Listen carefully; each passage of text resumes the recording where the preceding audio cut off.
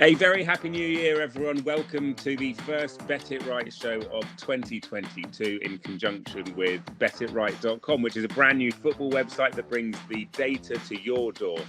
And each week, as you know by now, I'm sure we will update you on the key numbers and metrics that you can use to help you show off in front of your mates and allow you to bet better. So make sure you like and subscribe this podcast, tell all your mates about it, and get involved with us at BetItRight.com. Well, firstly, a massive shout out must go to the Twitter user at FireNR, who correctly predicted not one but two scores recently on our Bet It Right Insights page at BIR Insights on Twitter. He correctly predicted 2-2 in the Villa United game and 1-0 in the City game. I hope you backed them. There are, as you know, I'm sure those that follow that page, lots of score predictions that we ask for from you. And congratulations to everyone who correctly predicted Brighton 1, Chelsea 1. That was John Robbo. I've got the list here in front of me. John Robbo, El Pookie, Matt, Neil Roberts, Mason, and once again, Gary Sinclair. He has had now, I think, 3 or 4 right. 1-1 was also our tip for the game, and that came in at 7-1. And just on Monday and Tuesday this week, the BIR Insights account won 4 out of 5 bets. Returning almost triple the stake. A tenner on each of the 5 bets would have returned £142. So get following if you're not already. They are on fire. More score prediction games coming your way this weekend. And as always, I'm delighted to be joined by Dean Selvey, our football expert, who is back from his deathbed. You weren't very well over Christmas, Dean, but I'm glad to see you looking fit and well, mate. I am fit and well. I'd say 80%. I'd say I wouldn't be starting. I'd be coming off the bench. Impact sub. I think I've got a little bit of a Steven Bergwijn about me today. But yeah, Happy New Year to all the followers, all the users. Good Christmas, Ollie. Well, I also was ill over Christmas. I think even though we live in different countries, I think we might have passed it through the power of Zoom or Skype or whatever we use for the Bet It Right show. But yeah, no, fine. The racing was good. Obviously, the dream about having COVID over Christmas was it meant that I had Boxing Day off, and there is literally wall-to-wall sport from the moment you get up to the moment you go to bed. So I was just sat on my sofa watching a lot of football, a lot of racing. So I was all right. I was well looked after in the end. Bit too much food, bit too much drink, the usual. Do you know what the sad thing was? I bought all the food for my family. So I had a fridge full of food, which I was going to take over to Mum's. But then obviously I was unwell, so I couldn't go around. So I had to cook a roast for about 9 for 1 on my own on Christmas Day. So I had all this food in my fridge. It was very lonely when you're just looking at piles of roast potatoes, knowing you've got to get through that for the next 5 days or whatever.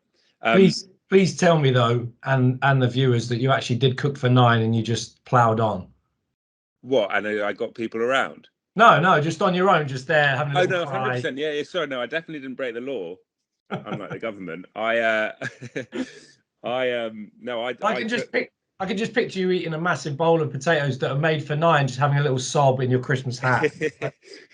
Losing bets on football because I wasn't following BetItRight.com. I'll tell you what, those score predictions have been on fire. BIR Insights page, and actually, I mean, there's very little point in us flagging up bets because the guys on BIR Insights are just so good. So if you want tips, etc., head there. They've been on fire at the moment, Dean. Yeah, they've been brilliant. And of course, I have to give a shout out to, even though it's not a human being, to our AI on the prompts page. Obviously, those in-play bets are coming through all the time as well. So if you're someone that likes to follow games in play and likes to see the change in tactics when maybe a team goes behind or goes in front, late on, or maybe last night in play, you were sitting there watching Tottenham Leicester and you thought in the 95th minute, right, I'm going to bet on Tottenham to win. I'd be interested to know if anyone, knows what the odds were, if anyone was looking at the markets at that point. I think they'd have probably actually been closed given how late it was, but unbelievable finish. Unbelievable. It was crazy, wasn't it? There was that photo of Sionchu looking over Bergwijn when they were 2-1 up and sort of dragging him up, and then Bergwijn pushed him and got booked for it. Yeah, giving him a bit, don't you cheat, and then. And that was when Leicester were 2-1 up. 20 seconds later, the game's finished and Tottenham have won 3-2. Just absolutely bonkers. That's why we love football. Unscripted madness at times.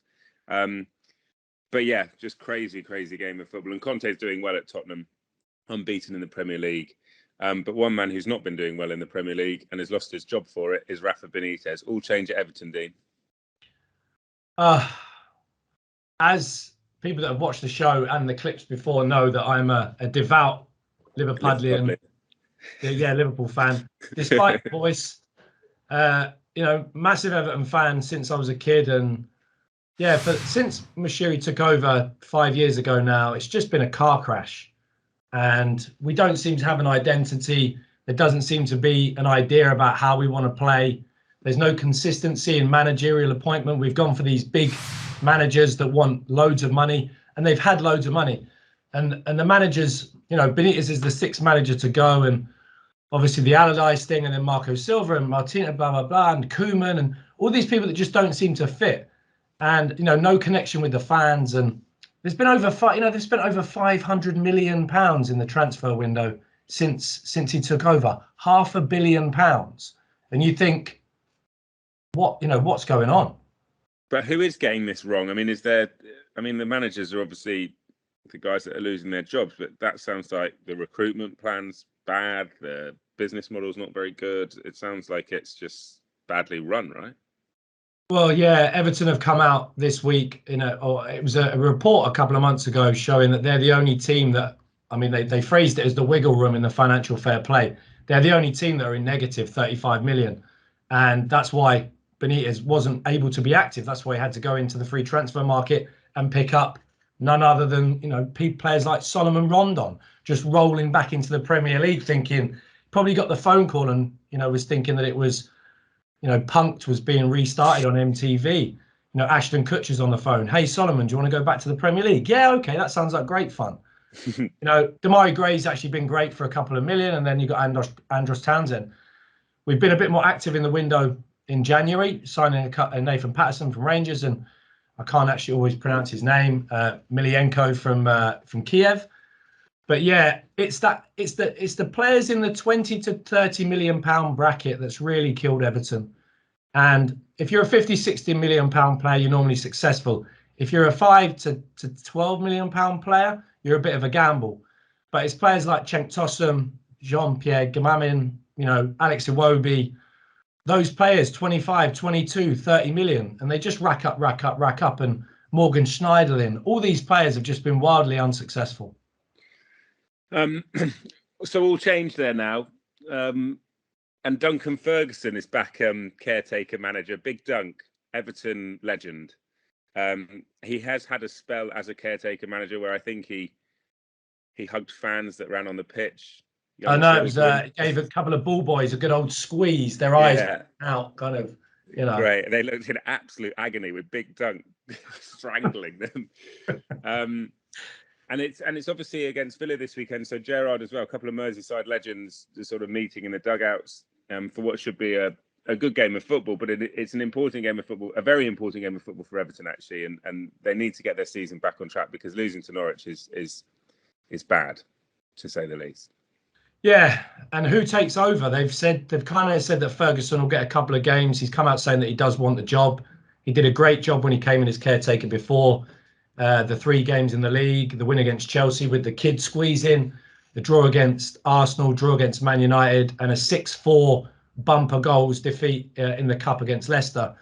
I guess it'd be good to see if there was a market. You probably can find a market this week on the internet, whether he'll wear a shirt or a coat, or whether he'll just be out there in the freezing cold, just being like Duncan the legend with a captain's armband on. And another interesting thing when he managed before, he had an old watch on that was stopped. I think it was at 8:15, and that was actually Howard Kendall's watch that his daughter gave to him on the day of the game, and he wore it.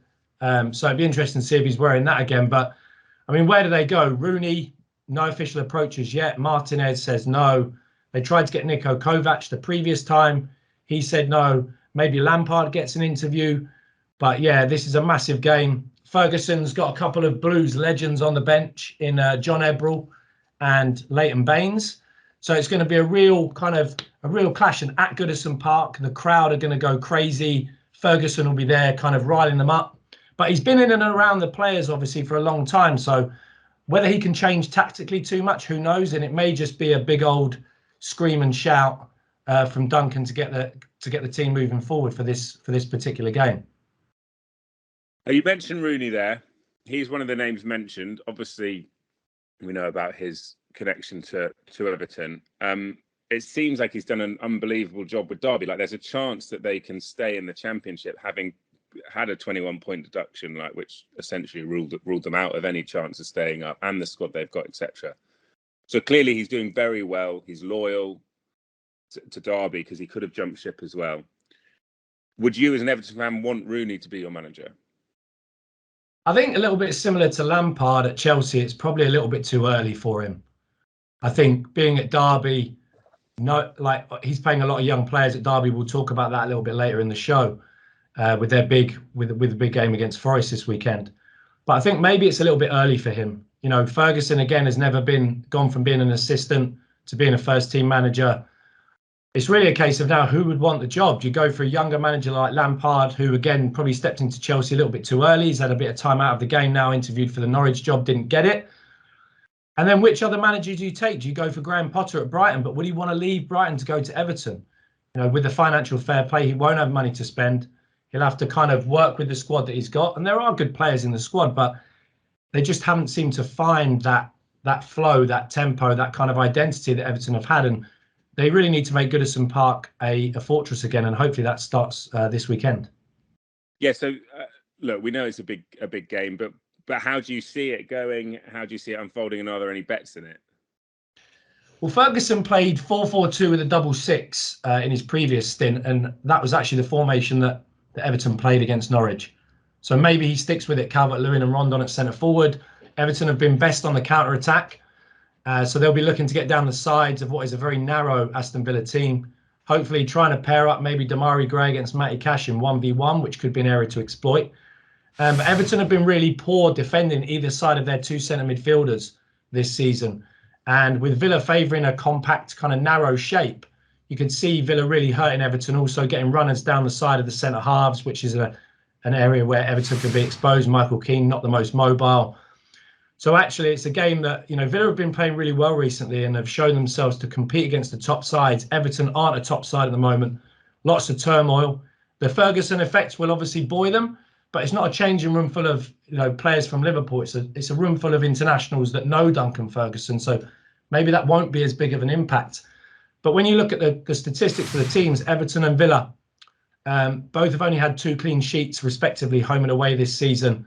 The draw no bet market is where the price is at right now. And I would have expected Villa to actually be slight favourites here. They are very slightly in the price, but I would expect them to be maybe a quarter ball on the handicap market. So Villa away from home as a draw no bet would be a great shout as slight favourites. And also the over 2.5 market at better than even money. I do think this is a game that's set up for goals. There's exposure on both sides of the ball. I don't see the game dying at any time, and Ferguson should rile the crowd up. Should be a lively atmosphere. Gerrard on the touchline. I think it'll be firecracker. So yeah, goals, goals, goals.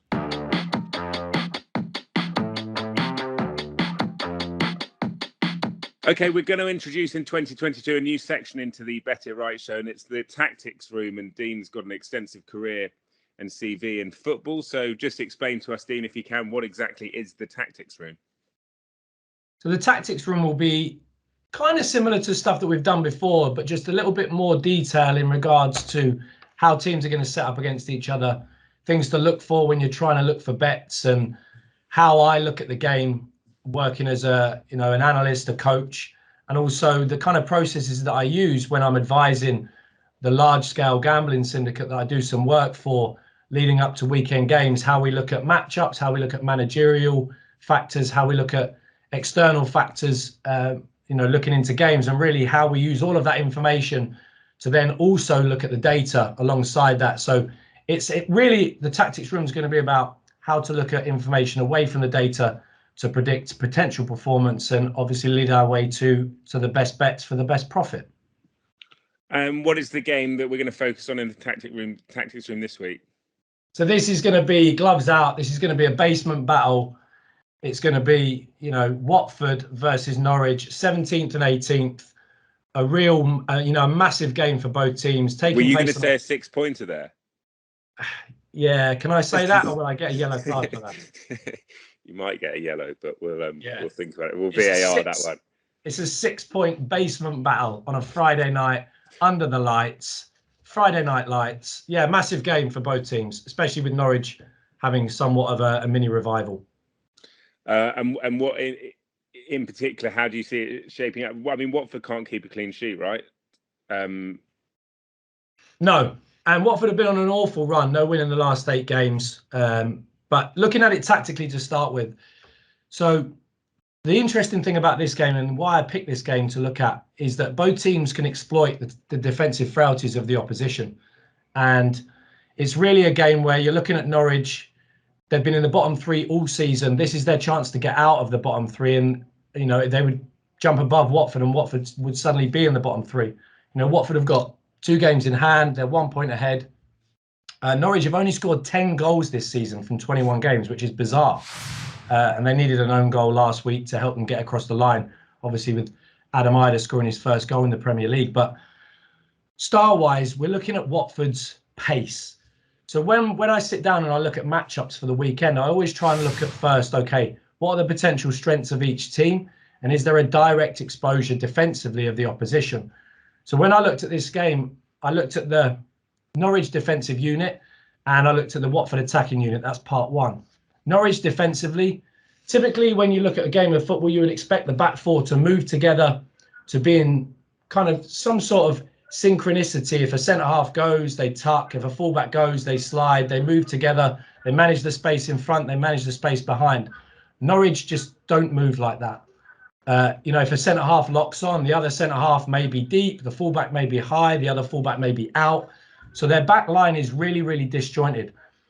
With that allows space for players to run in behind, especially from deep and especially from outside to inside, which is the hardest run to defend. What I like to call runs against the direction of possession, where defenders tend to get attracted to the ball and we can have runners off the blind side or potentially third man runs. And with Watford's pace, through Pedro, through King, through Emmanuel Dennis, who's got 8 goals and 4 assists this season, and also Ismaila Sarr coming back from injury, they have a really, really pacey front line. And this is a really, really big chance for them to exploit what is a terribly disjointed Norwich back line. So on that side, Watford, huge chance to exploit Norwich. And also, Norwich will try to play out from the back. They will look to play. They want to try and play what everybody calls, you know, football the right way and play through the thirds. But Grant Hanley especially will dwell on the football and he'll give chances to Watford to turn the ball over. So from a Watford angle, big chances for them to exploit Norwich. Now, when I flip it, I say, okay. Just first, it sounds like you're not a Grant Hanley fan by the sounds of it. Well, you know, in 1v1 confrontation situations, aerial balls, then he's okay.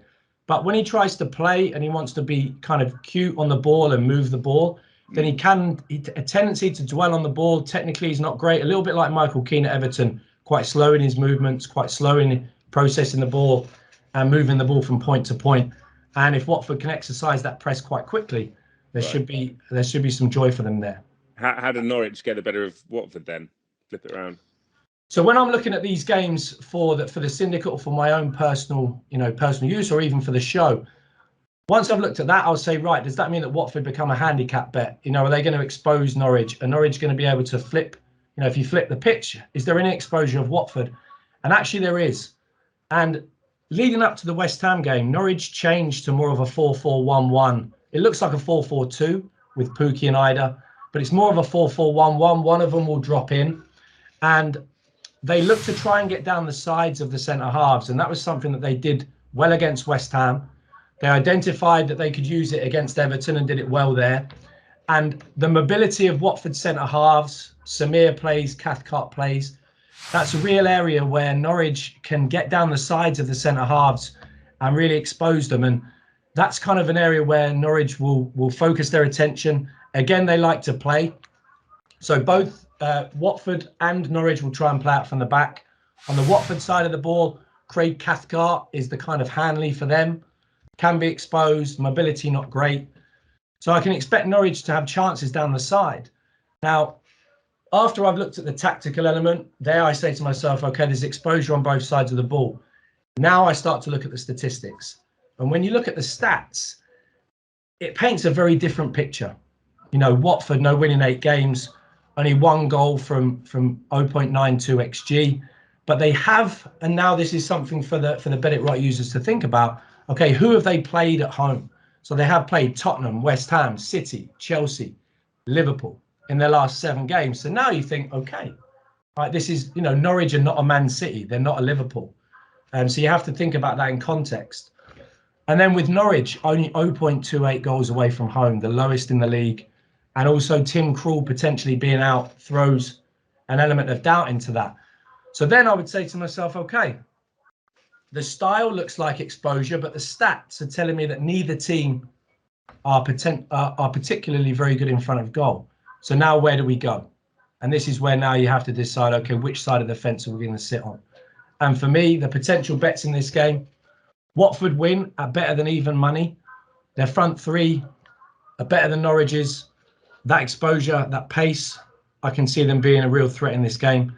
And actually over 2.5 goals as well, which is better than even money. The stats don't push you that way, but I think this is a game where both teams will see it as an opportunity to win.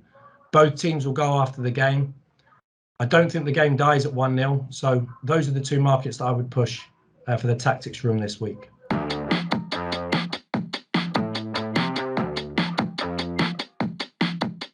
Well, we've got a local derby in the Championship. You said something very funny on the WhatsApp group for the Better Right show. What is it? It's the El Cloughico. El Cloughico. It's Forest versus Derby. Forest are in good form. Obviously beat Arsenal in the FA Cup. Derby have done brilliantly under Rooney to even have a chance of staying up. What are we looking at here, bud? Well, first question to you, Ollie, is why is it called the El Cloughico? Because it is you had Brian and Nigel Clough. Is that the correct answer? Brian Clough managed both teams. Didn't Nigel Clough manage Derby as well? Yeah, but I mean, Nigel Clough's never punched a fan. He doesn't get his own trophy. And the winning team of this match actually gets the Brian Clough Trophy. Oh, really? Yeah. So it's a little mini prize at the end of every game since I think 2007 they introduced it in his honour. I feel like that trophy would be like the most dour-looking statue of all time, just the grumpiest thing on your mantelpiece. It's a green jumpered statue with a a punch. Yeah. It's one of those comedy like Jack in the Boxes. When you walk past, it punches you. Tremendous. I love that. Yeah, so the East Midlands derby, massive game. We talked about Rooney earlier. I mean, what a job he's done at Derby. But not many, obviously he's had a bit of experience. There's a few experienced players there, but he's had to do it with kids, basically. Yeah, he's put a few kids in there now. And the problem with that is when you're a club like Derby and you need to sell players. They had to sell Graham Shinney last week for 35,000 to Wigan, which is an absolute bargain. Phil Jagielka's gone off for his little summer holiday in Stoke. And the problem now is you throw Max Bird, Luke Plange and Jason Knight into the team, and now clubs are hunting around trying to buy them. And it's like a lose-lose situation, win, lose, lose, lose. But starting the season with a 21-point deduction, now being in the position that they're in, they'd be in 11th place if it wasn't for the points deduction. Unbeaten in 5 in the league, scrambling around in the transfer window. They've got Richard Stearman playing centre-half at 35, Curtis Davis playing centre-half. He's done an amazing job. But Forest are a good side, right? I get him. They are a good side. Yeah, they've been better at home. Steve Cooper's got them, and both teams like to counter-attack, and that's where it's going to be an interesting one. With Forest at home this weekend, you would expect them to dominate possession. That may suit Derby to sit in and want to play a little bit more direct. They can play into Colin Kazim-Richards if he starts, but he's been playing off the bench a little bit more recently. But both teams are kind of stuck in a bit of a difficult position because Forest have got a number of young players, Brennan Johnson, Spence on loan from Middlesbrough, and Derby, like I said, have got Max Bird, Jason Knight. And these players are doing so well that now Premier League clubs are sniffing around and they want to buy them. So it's this real difficult point where it's like, okay, we want to play the kids, but we're going to lose all of our best players. And, Forest are made up of mainly young players and loan players. So it's going to be an interesting matchup. Could suit Derby on the counter-attack. They're strong in wide areas with the Johnson-Spence combination. And Derby are just on a ride in this wave. Tom Lawrence scored a couple of absolute worldies against Sheffield United. They've got a pacey front three. So it's a game that I could see be a bit of a cat and mouse, both wanting to play on the counter-attack. Local derby, the chat about Rooney going to Everton. There's lots of factors in this one. So you're looking at unders? Well, 9 out of 10 of the last meetings between these two teams have been under 2.5 goals, with one game being 3-0. And the last 4 games have been drawn 1-1. And when you look at the stats, neither team have huge outputs. Forest less than a goal a game, Norwich 0.63 goals a game. So you would look at this and say that it's going to be a really tight game, really competitive. Obviously, El Cloughico, they want to win that trophy. Could it be Rooney's last game in charge? Is that going to happen, or are Everton going to stick with Ferguson? The market at the moment, if you look at the handicap market, it's a half a ball. Derby is 16-5 to win. So this could be a game where maybe you back Derby on the plus handicap or the draw. As we predicted before with the Chelsea-Brighton game, a 1-1. That was because of Brighton's, 4 out of the last 6 games being 1-1. Maybe the same happens here. So potential bets for me, under 2.5 goals, the draw as an outside bet, and then Derby on the handicap market. But I think it's going to be another massive game. If you can get to watch it, sit down, get a bag of popcorn, because I think it'll be an absolute barnstormer, as we used to say.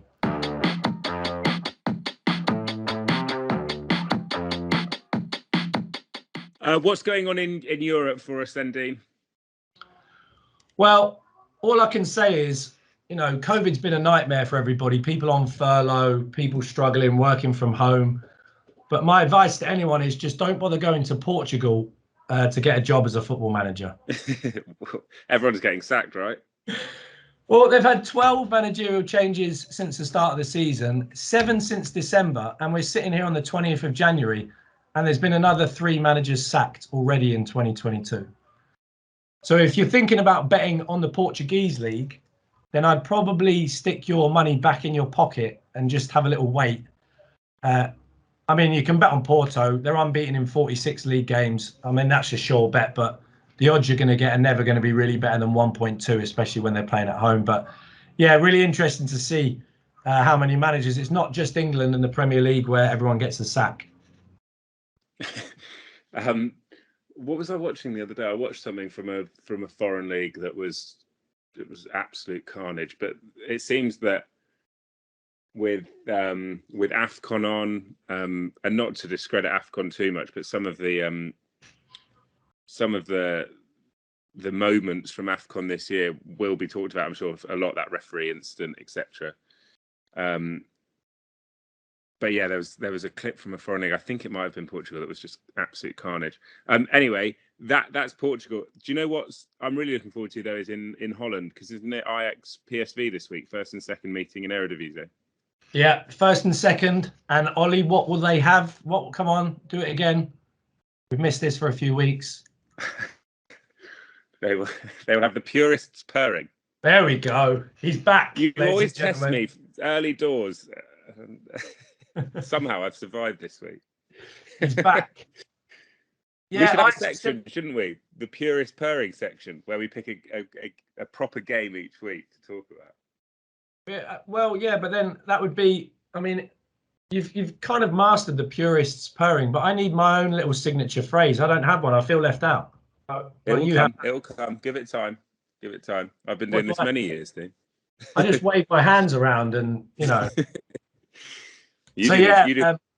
massive game. Ajax have still only conceded 4 goals this season. But crazy, isn't it?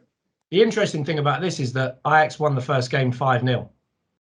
And they're first and second in the league, which sounds bizarre. Like you're not going to see Man City playing Liverpool or, well, actually you could have back in the day with a little clip over Edison. But yeah, and that was PSV's last defeat in the league. So they've been unbeaten. Ajax have been unbeaten. They lost against Alkmaar 2-1. But yeah, 4 goals this season. So that's going to be a real. This will be the game really that kind of decides. PSV could go 4 points ahead, or Ajax will finally become top of the table with a 2-point lead. And I think that'll kind of be the nail in the coffin for the title. So yeah, real massive game in Holland. And also just a notable mention for Italy this weekend as well. A revitalised Juve go to Milan. And interestingly, Juve have won 6 of their last 10 games 2-0. And when they were at their best under Allegri, they were a nightmare for gamblers out there, because every single game they were going off at -1, -1.5 in the handicap market. And the goal line was 2.25 or 2.5. And every single game they would win 2-0.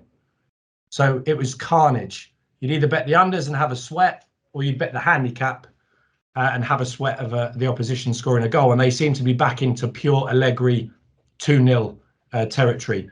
And that's, that will put them back in the title race after a really rocky start.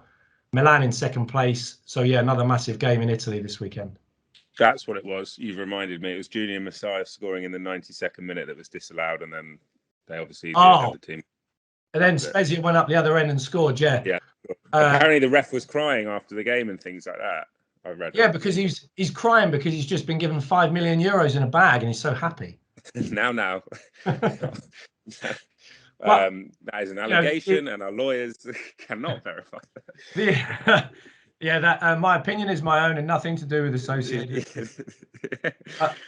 Italy's always been well known for those really strange games where a team moves massively in the market before the game. Then the game goes completely against the market until the second half, where suddenly it goes from, there was a famous game that we actually were involved in with quite a big bet. And it was Lazio versus Verona. And there was a huge move before the game, which was suggested goals. And then suddenly at nil at half time. And the game looked like that famous game where teams were just passing around. I can't remember the game, but it's like, oh, we need to draw. Okay, let's all have a. And then suddenly in the second half, there was 5 goals in the first 20 minutes. And it's like, wow. Okay, this looks a little bit. But yeah, that game against Spezia the other night there was a lot of people quite angry regarding the people that had big money on Milan.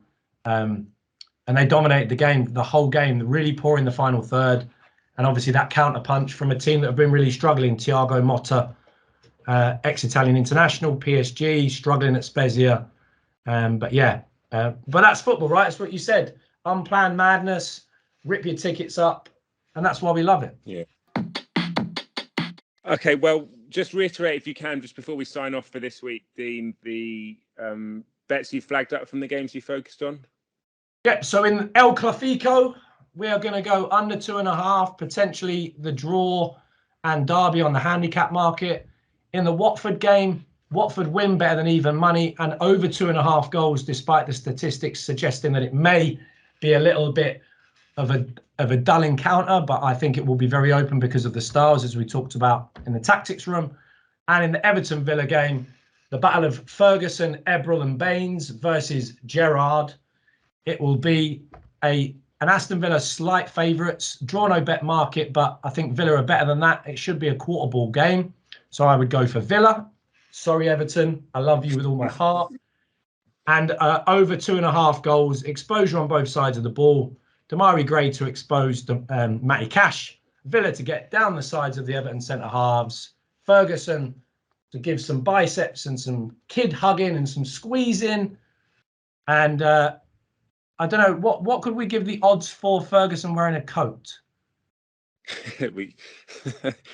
I mean, it's cold. So it's probably going to be quite short, right? Well, it was freezing. No, because it was freezing cold when he took over against Chelsea. Freezing cold, pouring down with rain. And he just started going all Hulk on everybody and stripping all his, like Hulk Hogan. Took all his clothes off and was just stood there in the rain like a warrior, just going, So I'd probably go 5-1 on that he just wears a white shirt, and just goes kind of full Duncan on the touchline. All right, good stuff, Dean. Thank you very much. Great to see you again. I'm glad you're all right. I'm alive, although as the users can see, I have a little bit of Christmas left on me, a little bit Rudolph the Red-Nosed Reindeer, which is a wound from my illness, but I am, like I said, 80%. I'm Stephen Bergwijn off the bench. Next week, I'm going to be back in the starting 11, fully fit and raring to go. And also as well, we've introduced a tactics room today. There's going to be a news strand as well where we're going to discuss sort of debate topics, things like who's the best striker to play in the Premier League, best local derby. I know we touched on it with Forest Derby today, things like that. So we really want to engage with you guys who are listening to it, who are watching the show, and bring you into the Bet It Right show, bring you into the Bet It Right website. This is, we hope, a big community where we can discuss football, but also use the data that betitright.com provides to find bets, follow Bet It Right insights and Bet It Right prompts to get advice on what to back. And as I say, become a big community. So make sure that you like the podcast, you subscribe to it, you tell all your mates about it, you listen to Dean, you follow the guys on Twitter. But most importantly, join betitright.com, and all the information that we talk about is there for you at home. With just the click of a button, you can sign up and access all the information that we use on this show and beyond. So Dean, thank you very much for that. We'll see you, I think it's International Week next week, so maybe a couple of weeks we'll be back, and then we're into the heart of it for the rest of 2022. Brilliant. Good luck to everyone this weekend. Ollie, great to see you, and we will see you in a couple of weeks. Take care, everyone. That's the Bet It Right show, the first of 2022. Happy New Year. Here's to a prosperous and profitable 2022. We'll see you next time.